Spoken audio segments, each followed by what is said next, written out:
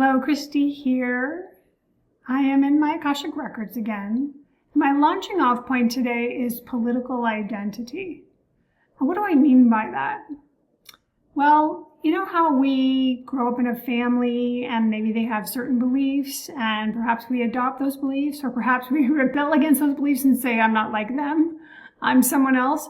But more often than not, I think we sort of adopt what's around us because it's sort of the natural way of things. Like, these are my people. This is what we as a group collectively believe.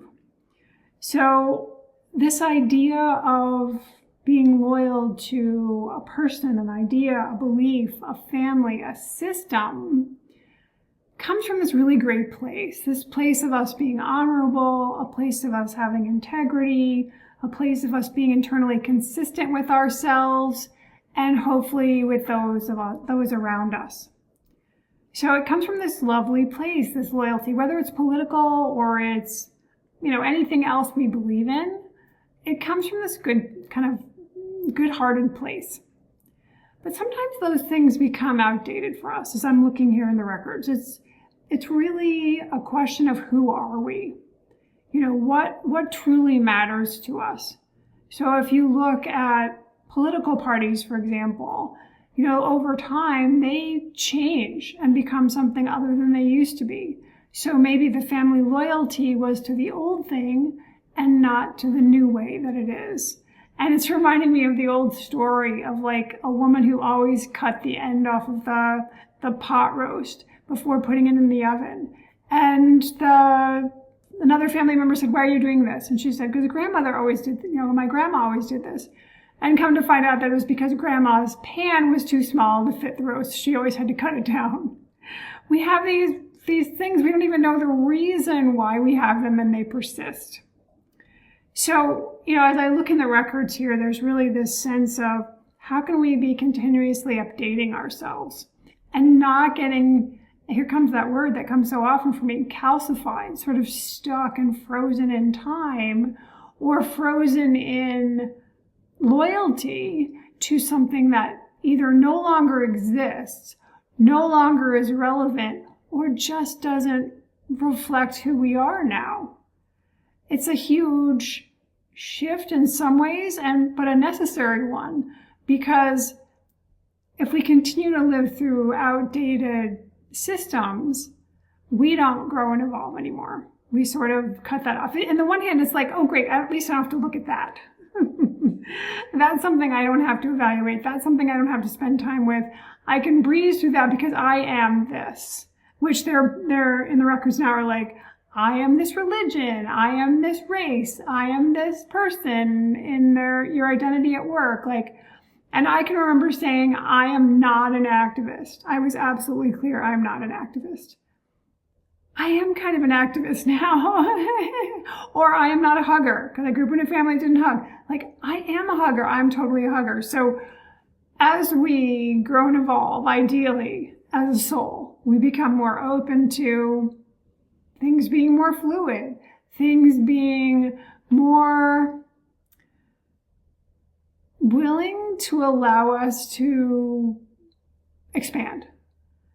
Because it could be, sometimes I feel like being an activist. Other times I don't feel called. You're not going to catch me going door to door canvassing. That is out of my comfort zone, but that's my identity, right? That's what I'm telling myself right now. And a year from now, maybe it would be like, oh, I used to not be able to do that, and now that's something that feels right for me. That idea of can we make room for ourselves to always be renewed and reborn and recreated, if you will. So one of the things that's being brought up here is the issue of loyalty. If we're not loyal to our cohort, our group, our family, then what happens? Do we get kicked out, or do we feel like we have to leave? And that brings up a whole lot of angst, and it can bring up a whole spectrum of feelings up around, well, what's that going to be like? I don't want to be alone. I don't want to be completely cut off from people. So, when I look here in the records, it's so much about being open to finding new people, finding people that are aligned to you. allowing yourself to tolerate the discomfort of growth.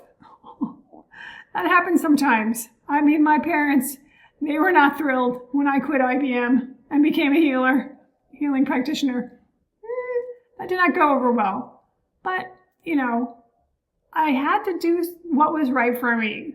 I could not continue to do something that was then largely for them. That just doesn't make sense. So I think a big part of this identity thing is being flexible around where we belong and finding our own belonging and leaning into, oh yeah, this feels good. This feels expanded. This feels like a place I can truly show up as myself and also embrace others who are doing the same thing. It's very life-giving versus, oh, we all have to kind of follow these rules that are never going to shift. They're never going to change. And we're going to have to, just by rote, repeat. The other thing that's coming through is, what are the values underneath? And this sort of links back to the whole political question. Like, the values of certain political parties, I'm talking in the US at the moment, are different than they were before. Some threads have carried through, but some things have shifted over time. And what are the values underneath them? Are they still the things that you believe in, that we believe in, that makes sense to us? And maybe the other thing is, maybe you feel like it all needs to be thrown away. Okay, that's your value. Then how do you work toward moving the world, doing your part to move the world toward that better idea, that greater good for all concerned? That there's so much in the records about, how can we all be elevated through whatever we do? Which links back to the last reading I did here, where I talked about revenge. Revenge does not elevate.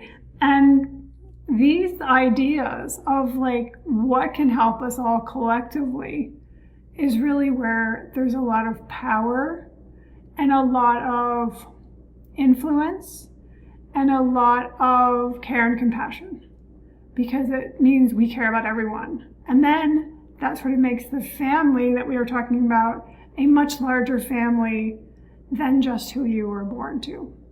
All right, that's my exploration for today. I hope you have found something in here helpful. I'd love to hear your reactions in the comments below. I look forward to seeing you in the next video. In the meantime, please go be brilliant.